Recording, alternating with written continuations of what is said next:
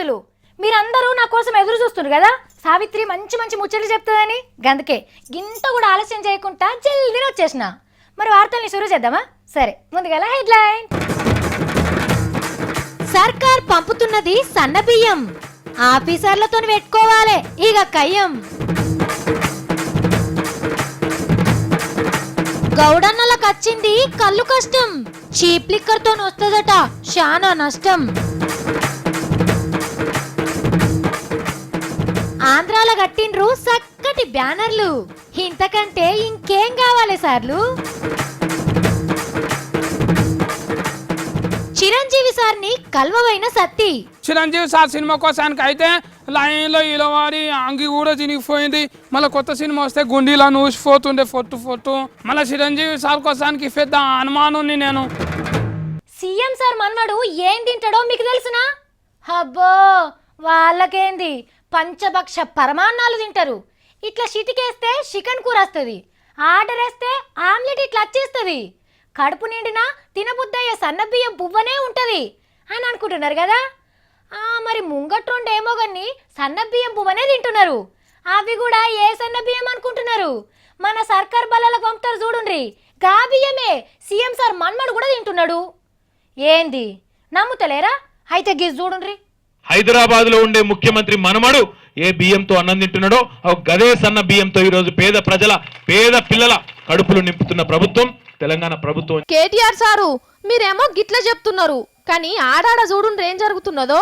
చదువుకునే పిల్లలకు మీ ఇండ్లల్లో తినే బియ్యం పోసి పంపుతుంటే సన్న బియ్యం బుక్కి దొడ్డు బియ్యం బువ్వ వండి పెడుతున్నారు కొందరు ఆఫీసర్లు. ముక్కి పొయ్యి తుట్టెలు పట్టి లక్క పురుగులు తిరుగుతున్న బియ్యం వండి పెడుతున్నారు పోరగాన్లకు. కడుపు మార్చుకొని పండలేక వండింది తింటే ఇగో గిట్ల దావకాండ్ల పాలవుతున్నారు మన పిల్లలు. కేటీఆర్ సారు పెద్ద మనసుతోని మీరు పంపిన సన్న బియ్యం పోరగాళ్ళ దాకా అందేటట్టు చూడండి సారు. గా దొడ్డ ఆఫీసర్ల పని పడితేనే మళ్ళీ పరి గిసొంటి జరిగాయి. గప్పుడు మెతుకు మిమ్మల్ని తలుసుకొనే తింటారు సారు బడి పిల్లలు. ఇప్పుడు మనం ఒక క్విజ్ పోటీ పెట్టుకుందాం, సరేనా? ఫస్ట్ క్వశ్చన్, చంద్రాల్ సార్ని మోడీ సార్ పట్టించుకుంటాడా పట్టించుకోడా? ఆప్షన్ ఏ పట్టించుకోడు, ఆప్షన్ బి పట్టించుకుంటాడు, ఆప్షన్ సి పట్టించుకున్నట్టు నటిస్తాడు, డి పైవేవి కావు. సెకండ్ క్వశ్చన్, బీహార్ లెక్క ఆంధ్రాకు ప్రత్యేక ప్యాకేజీ వస్తుందా రాదా? ఏ వచ్చే జన్మల, బి కలియుగాంతంలా, సి ఓట్లకు ముందు, డి అస్సలు రాదు. ఏంది కోన్లాయిగా ప్రత్యేక ప్యాకేజీ గేమ్ ఆడుతున్నా అనుకుంటురా? నేను కాదులా, పాపం ఆడుకుంటున్నది గీళ్ళు. మొగోన్నని మొలకలకు పోయి ఎలుకల చూసి ఎల్లెలకల పడ్డట్టే చేస్తున్నారట ఆంధ్ర లీడర్లు. గీ ముచ్చట మేమంటున్నది కాదు, ఆంధ్ర పబ్లిక్ బ్యానర్లు ఫ్లెక్సీలు కట్టి డప్పు సాటింపేస్తున్నారు ఊర్ల పొంటి. ఏరువాడి ఏడాది దాటినా ఎప్పటి షిప్ప ఏనుగులు అన్నట్టే చేస్తున్నారట లీడర్లు ప్రత్యేక హోదా మీద. హాగో గందుకే గివి కట్టిండ్రు గుంటూరులా. కౌన్ బనేగా కరోడ్పతి ప్రోగ్రాంలా అమితాబ్ బచ్చన్ అడిగినట్టు ప్రత్యేక హోదా తెస్తావా అని అడిగి జవాబులు తెస్తాను, శాత కాదు, టైం పడుతుంది, ఓ 20 మంది సచ్చినాక తెస్తా అని రాసి పెట్టిండ్రు. ప్రత్యేక హోదా గురించి మాట్లాడితే డొక్క జీలుస్తాం, పిల్లలు ఒళ్ళు దలగ పెట్టుకుంటుంటే మీరు ఏసీలో పండుకోకుంటుంటారా అని గట్టిగానే అడుగుతున్నారు. ఇక రోడ్ల పంటి పబ్లిక్ వీటిని చూసి వారెవ్వా ఎవ్వరు కట్టిండ్రో గాని మంచి పని చేసిండ్రా బాయ్ అని అనుకుంటున్నారట. ఈ రాతలు చూసినాకనన్నా ఆంధ్ర రాష్ట్రంలో గీతలు మారుస్తారేమోనని ఆశపడుతున్నారు. కానీ వీళ్ళ ఆపచన కాకుంటే గీసోంటి ఎన్ని కడితే ఉన్నది చెప్పుండ్రి, కొట్లాడేటోళ్లే చేతులు ముడుచుకొని కూర్చున్నాక అని లీడర్ల గురించి బాగా తెలిసిన వాళ్ళు అనుకుంటున్నారట. కేసీఆర్ సార్ ఏమన్నాడు? చెరువు కట్టల పొంటి ఈత చెట్లు పెంచుండ్రి, అర్థాహారంలా 5 కోట్ల తాటి చెట్లు పెంచుండ్రి, గుడుంబ దాగుడు బంద్ చేయండ్రి అని అన్నాడు. గుడుంబాకు అలవాటై నాలుక గుంజుకపోయేటోళ్ళను కూడా నొప్పియకుండా సార్ ఉపాయం చేసిండు కదా. ప్లేటు మిర్చి రేట్కే షీప్ లిక్కర్ ఇస్తామన్నది, నిమ్మకాయ సోడా రేట్కే పెగ్గు మందిస్తామన్నది. మరి గిదిని అర్థం చేసుకోకుండా గీళ్ళు చూడుండ్రి. అగడువడ్డ పోషమ్మ మొగను మింగినట్టు అగ్వమంది వచ్చి కళ్ళు లొట్టిని మింగేటట్టున్నదని భయం పట్టుకున్నది గౌడన్నలకు. అగ్వమంది అంగట్లకు వస్తే కళ్ళును గానటోడే ఉన్నాడని ముస్తాదు కట్టి మోకులేసుకొని రోడ్లు ఎక్కిరు నిజామాబాద్ జిల్లా ఆర్మూర్ కాడ. మేము 30 రూపాయలకే బుడ్డి కళ్ళు పోస్తుంటే ఆబ్కారీ ఆఫీసర్లు అదే 30కి కోటర్ సీసి అమ్మితే ఎట్లని ఖర్చులు నూరుతున్నారు కళ్ళు గీసేటోళ్ళు. చీప్ లిక్కర్ తెచ్చి మా లొట్టికి తూటు పెడితే మా కళ్ళు ఏం కావాలి, మా పిల్లలు ఏం కావాలని పెద్దగానే ర్యాలీ తీసిండ్రు. ఇన్ని దినాలు మా కళ్ళు తాగి ఇవాళ మా కడుపులే కొడతారా అని కయ్యానికి కాలు దూతున్నారు. ఇక నడిమిట్లకు పార్టీ లీడర్లు కూడా జొర్రబడ్డారు. కళ్ళు మీద ఆధారపడ్డ గౌడ్లు చాలా మంది ఉన్నారు ఇవాళ తెలంగాణ రాష్ట్రంలో. మరి అటువంటి వాళ్ళ జీవితాలు ఏం కావాలి ఇవాళ? ఆర్మూర్ ఖాన్నే కాదు అంతటా గిట్లనే చేస్తున్నారు. చూడాలి మరి కోట్లాటల చీప్ లిక్కర్ గెలుస్తుందో కళ్ళు గెలుస్తుందో. ఉల్లిగడ్డ నువ్వేం చేస్తావే అని అడిగితే నేనా ధరను పెంచుకొని సర్కార్లను వడగొడతా, పండించిన వాళ్ళ నట్టిగా కొడతా, దళారిగాళ్ళ గుమ్మిని నింపి పెడతా, రూపాయి విలువను తొక్కి పెడతా అని అన్నదట. అగో అట్లనే ఉన్నది యాడ చూసినా ఉల్లిగడ్డ పరిస్థితి. ఇప్పటికే హోటళ్ళల్లా సప్పటి కూరలు వండినప్పుడు ఇండ్లల్లా జగడాలు అయితేనే ఉన్నాయి. ఇక మరి రాను రోజులల్లా ఎన్ని లొల్లిలు అవుతాయో ఏమో ఈ ఉల్లిగడ్డ కోసం. దేశానికి ఉల్లిగడ్డ లాపతచ్చిందుల్లా కత్తిపీట మీదకి రాకముందే కండ్లెంబట నీళ్లు పెట్టిస్తున్నది. ఢిల్లీలో కిలో ఉల్లిగడ్డ 80 రూపాయలకు మీదనే ఉన్నది. ఇంకో వారం 10 దినాలల్లా సెంచరీ కొట్టినా కొట్టచ్చంటున్నారు అమ్మేటోళ్ళు. ఇక బొంబాయిలున్న ఆసియా ఖండంలోనే పెద్ద ఉల్లిగడ్డ మార్కెట్ లాసల్గావ్లా 54 రూపాయల కిలో అమ్ముతున్నారు. అంటే కిలోల లెక్క జోక్ అమ్మరిడా, ఏమున్నా కింటాల లెక్కనే అమ్ముతారు. హాగో గంత పెద్ద మార్కెట్లనే 54 రూపాయలకు అమ్మితే ఇక బయటి వాళ్ళకి ఎంత అమ్ముతారో ఓ పారి ఆలోచన చేయుండ్రి. ఉల్లి చేసిన మేలు తల్లి కూడా చేయదంటారు గాని ఉల్లి చేసిన బిల్లు ఎల్లిపాయ కూడా చేస్తలేదు ఇప్పుడు. మరిట్లా రేట్లు గితగానం ఎందుకు పెరిగినాయంటే నడిమిట్లా బోకరగాళ్ళ బుక్కుడు ఎక్కువైంది. అన్నం పెట్టేటోడు దగ్గరుండాలి, దండం పెట్టేటోడు దూరం ఉండాలంటారు గాని అన్నం పెట్టే రైతేమో దూరమైండు, దండం పెట్టే దళారుగాళ్ళు దగ్గరైండ్రు. మనకు రైతుల తాన అడ్డికి పావుషేరు కొని బయటికి అడ్డమైన రేట్లు అమ్ముతున్నారు. ఇలా దంద మీద మన్నువాడా. ఇంకా నయం మన తాన సర్కారే ఉల్లిగడ్డ దుకాన్లు పెట్టి 20 రూపాయలకే కిలో అమ్ముతున్నది. లేకుంటే మనకెన్ని తిప్పలుండునో. కానీ సార్లు ఉప్పుల పప్పు అద్దుకొని తిందామన్నా పప్పుల రేట్లు కూడా ఏం తక్కువ లేవు. అప్పు చేస్తేనే గాని 4 వద్దులైతే పప్పు కొనేటట్టు లేదు. సర్కార్కి ఉల్లిగడ్డల దుకాణం లెక్కనే పప్పుల దుకాణాలు కూడా పెడితే మంచిగుండు అని అంటున్నారు పబ్లిక్. మనం మంచిగా ఇంట్రెస్టింగ్గా సినిమా చూస్తుంటేనో సీరియల్ చూస్తుంటేనో సడన్గా కరెంటు పోతే డిష్ పోతేనో ఎంత కోపం వస్తుంది. ఆ టీవీని తీసి కింద ఎత్తయ్య బుద్ధి అవుతుంది. అర్జెంటుగా ఒకళ్ళకి ఫోన్ చేయాలి, చూస్తేనేమో సెల్ హ్యాంగ్ అవుతుంది, ఆ సెల్ కేవ్ ఓపెన్ అయితే లేదు. ఇక ఎంత కోపం రావాలి మనకు. నీ దిక్కుమాలిన సెల్లు అని నేలకేసి కొడతాం. కిక్కు కొట్టినా కానీ బండి స్టార్ట్ కాకపోతే నీ బండికిన వాడెత్తు అని ఒక్క తను తనుతాం. కానీ గీ మనిషి కూడా గట్లనే చేసిండు. గవ్వ జమ చేస్తే గువ్వెత్తుకపోయినట్టే అయ్యింది గీ మనిషి కథ.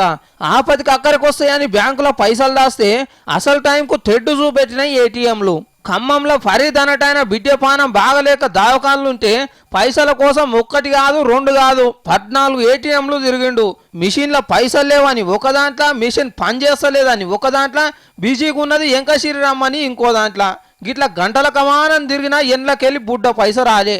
ఆఖరికి ఎస్బీఐ ఏటీఎంలోకి వస్తే ఇంట్లో కూడా పైసలు రాలేదు. ఇక కోపం ఆగక మూతికి బట్ట కట్టి రాయి తెచ్చి మిషన్లు వలగొట్టిండు. బ్యాంకులు పోయి పోలీసు వాళ్ళకి ఫిర్యాదు చేస్తే ఫరీద్ బాబును అరెస్ట్ చేసిండ్రు.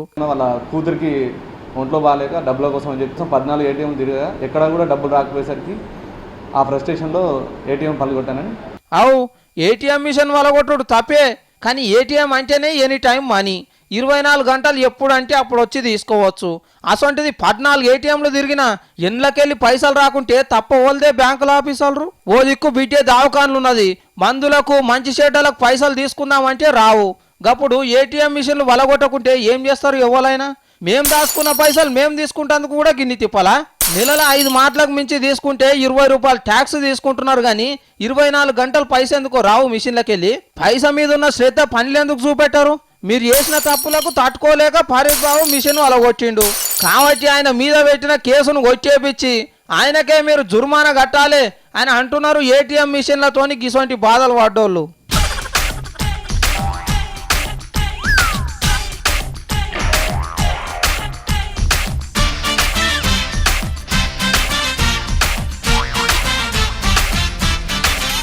చూడుండ్రల్లో దొరగారేడుకో జోరుగానే బయలుదేరిండు.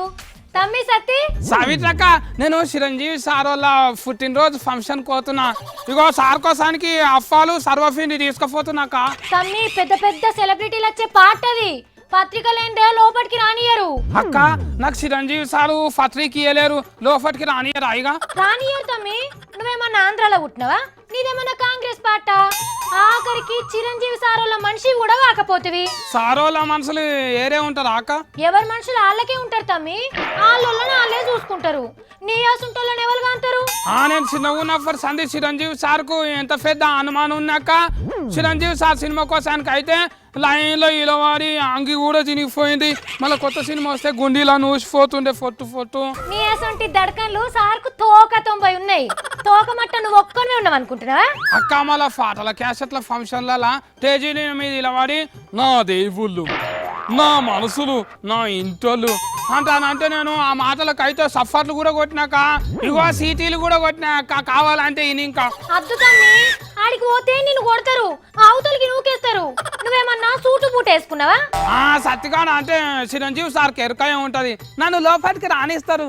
ఆడికి పెద్ద పెద్దోళ్ళు వస్తారు తమ్మి. వాళ్ళొచ్చే ఒక్కొక్క కారు ₹1,00,00,000 ఉంటది. వాళ్ళ కారు టైర్లనే కావు మన బతుకులు. మనల్ని ఎవ్వరి లోపటి కోనియరు తమ్మి. అక్క చిరంజీవి సారే చెప్పిండు గంజి నుంచి బెంజి దాకా వచ్చినంత అని.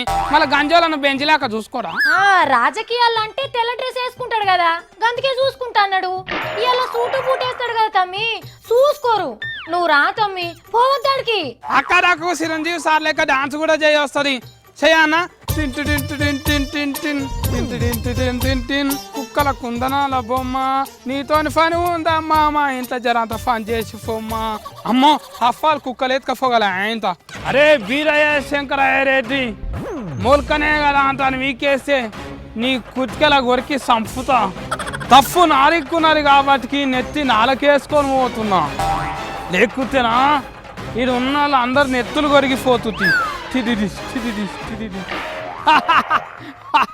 అక్క ఎట్లుంది? నువ్వు ఎన్ని చేసినా నిన్ను లోపటి కోనియరు తమ్మి.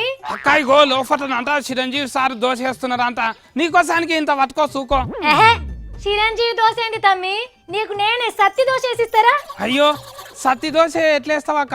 ఏముండదు తమ్మి, ఇంత పిండి నానబెట్టి ఉప్పు కారం కలిపి నూనె పోసి పెనం మీద వేస్తే అయిపోయే. దాని మీద ఉల్లిగడ్డ వేస్తే ఆనియన్ దోశ, ఆలుగడ్డ వేస్తే మసాలా దోశ. ఇక దానికి పేరు పెడితే అయిపోయే. అదే సత్తి దోశ, అదే చిరంజీవి దోశ. అయ్యో అట్లనా? నేను చిరంజీవి సార్ దోశ అంటే చిరంజీవి సార్ ఒక తునకరిని అందరికి ఇంత తునికిస్తాడు అనుకున్నా. అందులోకెళ్ళే గట్లేం ఉండదు తమ్మి, దోశకు పెట్టిన పేరు అది గంతే. ఎమ్మెల్యే దోశ, పెసరట్టు, ఆనియన్ దోశ అంటారు కదా, గట్లనే చిరంజీవి దోశ అంటే.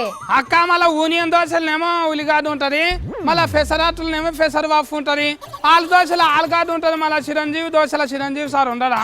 ఉండడు తమ్మి. పుసుక్కున నువ్వు లోపట్టుకోయినవనుకో ఆయన ఎవరన్నా చూసి ఏయ్ ఇడు తెలంగాణ పోరర్రా, ఆంధ్ర పిల్లగాడు కాదని గుర్తుపడితే అవతలికి నూకి పడేస్తారు. వాళ్ళకు మనం ఎప్పుడు కానోళ్ళమే తమ్మి. ఏ గట్లుంటారా అక్క?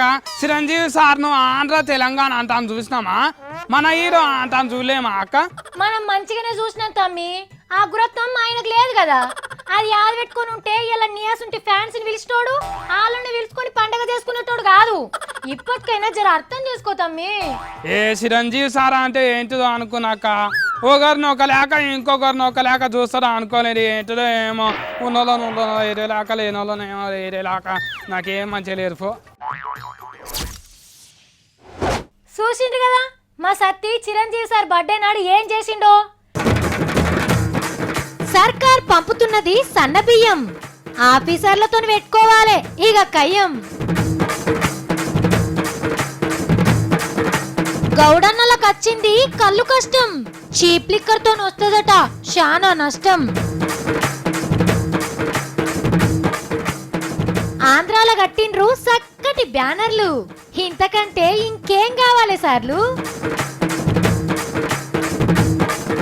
విమానం డ్రైవర్ల కొత్త ఎగ్రం, ఇది ఎక్కినోళ్ళదే పెద్ద పాపం. చిరంజీవి సార్ని కల్వవైన సత్తి. చిరంజీవి సార్ సినిమా కోసానికి అయితే లైన్లో ఇలవారి అంగి కూడా చినిగిపోయింది. మళ్ళీ కొత్త సినిమా వస్తే గుండీలా నూసిపోతుండే ఫొట్టు. మళ్ళీ చిరంజీవి సార్ కోసానికి పెద్ద అనుమానం నేను. చూసిండు కదా గివి ఇలా నేను పట్టుకొచ్చిన తీన్మారు ముచ్చట్లు మళ్ళీ పరి తీన్మారు వార్తలలో కలుద్దాం అప్పటిదాకా చూస్తూనే ఉండండి V6.